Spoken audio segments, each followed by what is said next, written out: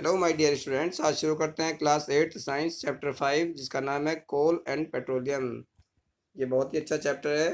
इसमें बहुत कुछ नया आपको सीखने को मिलेगा। आइए शुरू करते हैं। We use various materials for our basic needs, यानी हम अपनी बेसिक नीड को पूरा करने के लिए बहुत सारे मटेरियल्स का यूज़ करते हैं। Some of them are found in nature, हमें कुछ वो प्रकृति में मिल जाते हैं। And some have been made by human efforts, और कुछ उसमें ह्यूमन के द्वारा यानी ह्यूमन एफर्ट से तैयार होते हैं।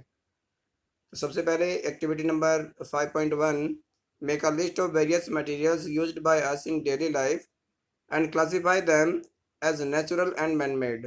आप बहुत सारे मटेरियल्स को कलेक्ट कर सकते हैं अपनी डेली लाइफ में जो यूज होते हैं, और उसको क्लासिफाई कर सकते हैं, बांट सकते हैं इसको। देखिए यहाँ पे एक टेबल है जिसमें नेचुरल और मैन मेड लिखा हुआ है।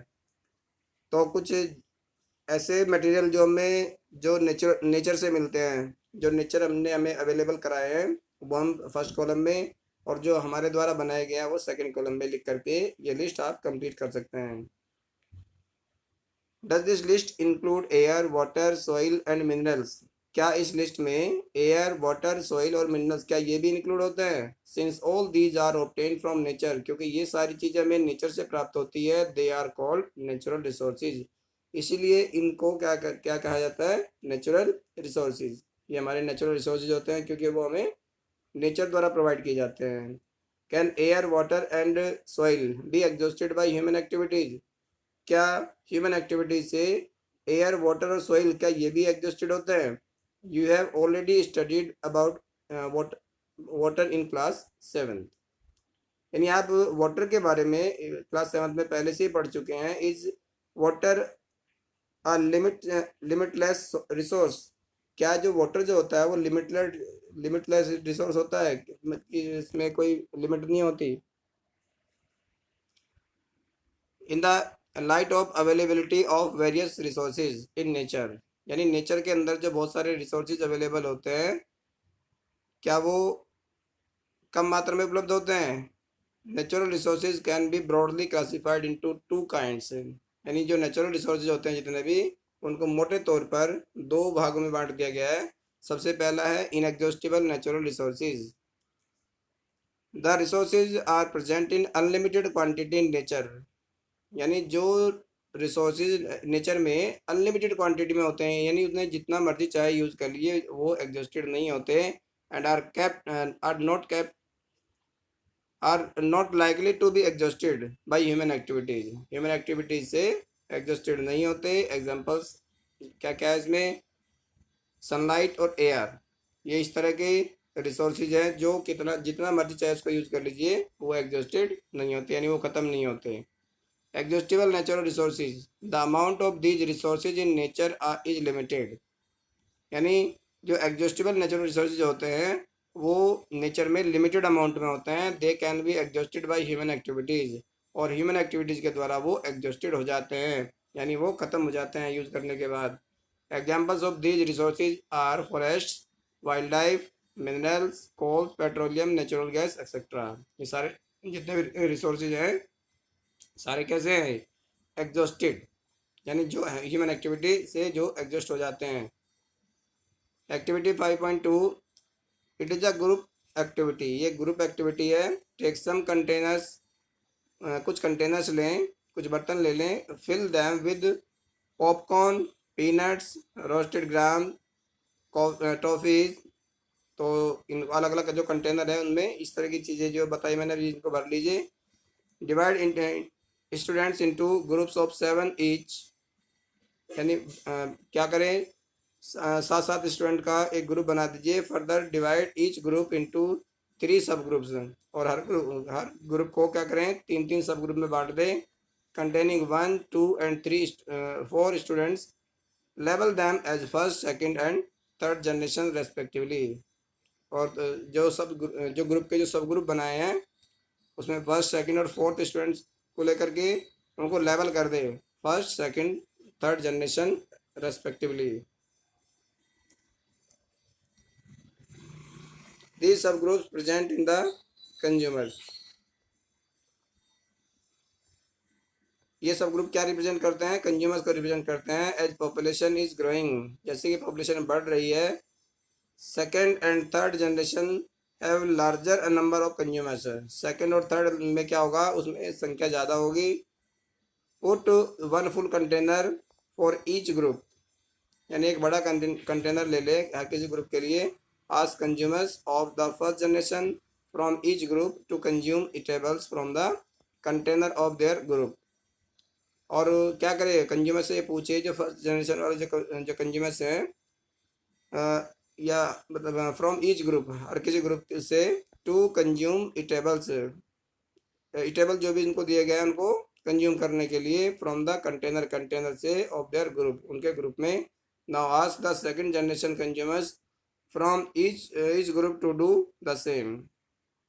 और पूछे सेकंड जनरेशन वालों से इसी तरीके से, जो सेकंड जनरेशन वाले कंज्यूमर्स हैं उनसे पूछे फ्रॉम ईच ग्रुप, हर किसी ग्रुप से, टू डू द सेम, वही सब करने के लिए सेकंड ग्रुप को, और वही थर्ड ग्रुप को भी कहें। Ask students to observe carefully the availability of eatables in each container, यानी कंटेनर में कितना इटेबल बचा हुआ है। If something is left in the container, यदि कुछ बचा हुआ है कंटेनर में। Ask third generation, third generation से भी पूछे from each group to consume it, उसे कंज्यूम करने के लिए। Now finally observe whether all the consumers of third generation got the tables और नॉट, जो थर्ड जनरेशन जो थी उन्होंने वो टेबल्स लिए, यूज कंज्यूम किए या नहीं। Also observe if any thing is still left in any of the container, और ये ऑब्जर्व करे कि किसी कंटेनर में कुछ बचा है क्या। Assume that the tables in the container represent the total availability of an exhaustible natural resources like coal, petroleum और natural gas। अब ये एज्यूम करिए कि जो हमारे टेबल्स हैं, या कंज्यूमेबल भी इसको कह सकते हैं, इन द कंटेनर, कंटेनर में क्या रिप्रेजेंट करते हैं, the total availability of an exhaustible natural resource like coal, petroleum और नेचुरल गैस, यानी ये एग्जॉस्टिबल नेचुरल रिसोर्स की तरह है। और अगर वो कंटेनर में बचे हुए हैं तो समझ लीजिए कि ये उसे पहले, उसमें पहली जो जनरेशन थी, पहले वाले में, दूसरे वाले में और तीसरे वाले में, किस में बचे हुए हैं और किस में नहीं बचे हुए हैं। ईच ग्रुप में हैव डिफरेंट कंजम्पशन पैटर्न, हर किसी ग्रुप में क्या है, जो कंजम्पशन का जो पैटर्न है वो अलग अलग है। Are the earlier generation of any group too greedy, क्या जो अर्लियर जो जनरेशन, जो पहली जो जनरेशन थी, ऑफ एनी ग्रुप, किसी भी ग्रुप की, टू ग्रीडी, क्या बहुत लालची थी। It may be that the earlier generation in some groups were concerned about the coming generation, जो आने वाली जो जनरेशन है उसे उसे संबंध उसे संबंध स्थापित करके ग्रुप की। And left something for them, कि उन्होंने उनके लिए क्या छोड़ा आने वाली जनरेशन के लिए। In this chapter we will learn about some exhaustible natural resources, इस चैप्टर में हम कुछ एग्जॉस्टिबल नेचुरल रिसोर्सेज के बारे में सीखेंगे, जैसे पेट्रोलियम हो गया, नेचुरल गैस होगी। These are formed from the dead remains of living organisms, जिसको हम फॉजिल्स भी कहते हैं। So these are known as fossil fuels, इसीलिए उनको फॉजिल फ्यूल्स कहा जाता है। ऑर्गेनिजम्स जो रिमेन्स जो बचते हैं, जो डेड एनिमल्स के जो रिमेन्स बचते हैं उन्हें फॉजिल्स कहते हैं, या डेड प्लांट्स के जो रिमेन्स बचते हैं उन्हें फॉजिल्स कहते हैं। So these are known as fossil fuels, इसीलिए इनको फॉजिल फ्यूल्स कहा जाता है, क्योंकि ये फॉजिल से तैयार होते हैं। तो इसमें सबसे पहला क्या आता है, सबसे पहला आता है कोल। यू मे हैव सीन कोल और हियर्ड अबाउट इट, आपने कोल को देखा होगा या फिर उसके बारे में सुना होगा। It is hard as stone, ये पत्थर की तरह होता है। And is black in colour, उसका कलर कैसा होता है, ब्लैक कलर होता है। Coal is one of the fuels used to cook food, coal जो है एक फ्यूल की तरह यूज किया जाता है खाना पकाने के लिए। अर्लियर, बहुत पहले से, it was use in railway engine to produce steam to run the engine, यानी स्टीम इंजन को रन कराने के लिए भी कोल का यूज किया जाता रहा है बहुत पहले से। It is also use in thermal power plants to produce electricity, यानी इलेक्ट्रिसिटी प्रोड्यूस करने के लिए थर्मल पावर प्लांट में भी इसका यूज होता है। Coal is also use as a fuel in various industries, और बहुत सारी इंडस्ट्रीज में भी कोल का यूज किया जाता है as a fuel. History of coal, where do we get coal from and how is it formed, यानी जो कोल जो होता है वो हमें कहाँ से मिलता है और वो किस तरीके से बना है। अबाउट 300 मिलियन ईयर्स अगो, यानी 300 मिलियन साल पहले, the earth had dense forest in low lying wetland area, यानी जो निचले हिस्सों में पाए जाने वाले जो वेटलैंड एरिया थे, वहाँ पर क्या थे, डेंस फॉरेस्ट थे, बहुत घने जंगल थे। 300 मिलियन साल पहले की बात है ये। ड्यू टू नेचुरल प्रोसेसेस, प्राकृतिक कारणों की वजह से, like flooding, these forest get buried under the soil. तो बाढ़ आने की वजह से क्या हुआ, ये जो फॉरेस्ट थे, जंगल थे, वो मिट्टी में दब गए। एज मोर सोइल डिपॉजिटेड ओवर दैम और उनके ऊपर क्या होगा, सोइल जो थी वो डिपॉजिट होती चलेगी, जमा होती चलेगी। दे वर कंप्रेस्ड, तो उससे क्या हुआ, वो दब गए नीचे, कंप्रेस्ड हो गए। The temperature also rose as they sank deeper and deeper, और उनका जो टेम्परेचर था वो बढ़ता चला गया, और वो और गहराई में और गहराई में जाते चले गए। अंडर हाई प्रेशर, ज़्यादा प्रेशर एंड हाई टेम्परेचर, और ज़्यादा temperature, dead plants got slowly converted to coal, यानी ज़्यादा प्रेशर और ज़्यादा टेम्परेचर की वजह से जो डेड प्लांट जो थे वो कोल में कन्वर्ट हो गए। As coal contains mainly carbon, जो कोल जो होता है उसमें मुख्य रूप से कार्बन होती है। The slow process of conversion of dead vegetation into coal is called carbonisation, यानी जो भी डेड वेजिटेशन जो थी उसका धीरे धीरे कोल में कन्वर्ट होना, उसी को कार्बोनाइजेशन कहा जाता है। Since it was formed from the remains of vegetation, coal is also called the fossil fuel. और जो कोल जो होता है उसको फॉसिल फ्यूल इसलिए भी कहा जाता है क्योंकि वो जो प्लांट्स होते हैं उनके रिमेन से बनता है, उनके फॉसिल से बनता है। A coal mine is shown in figure 5.2, तो एक कोल माइन भी आप फिगर 5.2 में देख सकते हैं, जहाँ से कोयले की खुदाई की जाती है। तो इस तरह की माइन होती है, कोल माइन है ये।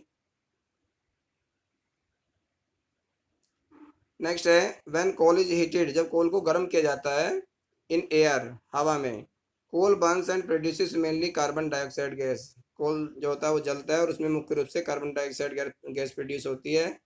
कोल is processed in industry to get some useful product such as coke, coal tar and coal gas. तो हमें किस तरह के प्रोडक्ट मिलते हैं, जैसे कोक हो गया, कोल टार हो गया, कोल गैस होगी, तो ये इस तरह के प्रोडक्ट हैं जो हमें कोल को गर्म करने पर मिलते हैं। इसके बाद आता है coke. It is a tough porous and black substance, ये बहुत ही कठोर भी होता है, पोरस होता है, यानी इसके अंदर छिद्र भी होते हैं, छोटे छोटे पोर्स होते हैं, और ब्लैक कलर का सब्सटेंस होता है। It is almost pure form of carbon, ये लगभग शुद्ध रूप होता है कार्बन का। Coke is used in the manufacture of steel, Coke का यूज़ कहाँ पे किया जाता है, स्टील को मैन्युफैक्चर करने के लिए, स्टील बनाने के लिए।